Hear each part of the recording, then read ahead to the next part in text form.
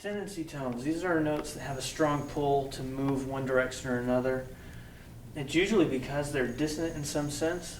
They're notes, in effect, that have to resolve. So when you write them, you're going to have to make them go in a particular direction in a particular way.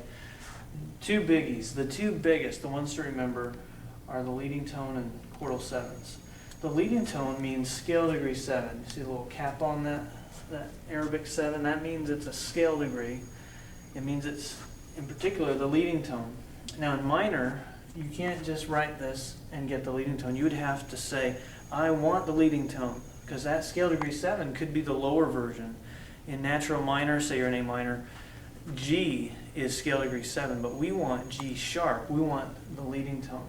In other words, there's a half step here between scale degree 7, the leading tone, and 1. And when you write this, the raised version of scale degree 7, the leading tone, you need to resolve it. You need to move it up by half step so it moves to the tonic. Its dissonance of sorts is because it is a major seventh away from the tonic note. Now here, we're dealing with a different kind of dissonance. This is a seventh, again, but not scale degree 7, it's a seventh of a chord. That means it's a seventh. In this case, when we're dealing with all these dominant sevenths, say, we're going to be dealing with a minor seventh, and we're saying it's a seventh from a root.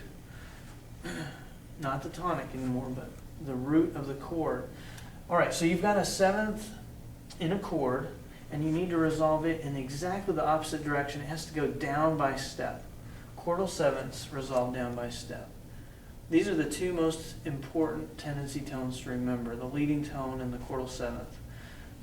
The leading tone goes up by half step, and the chordal seventh resolves down by step.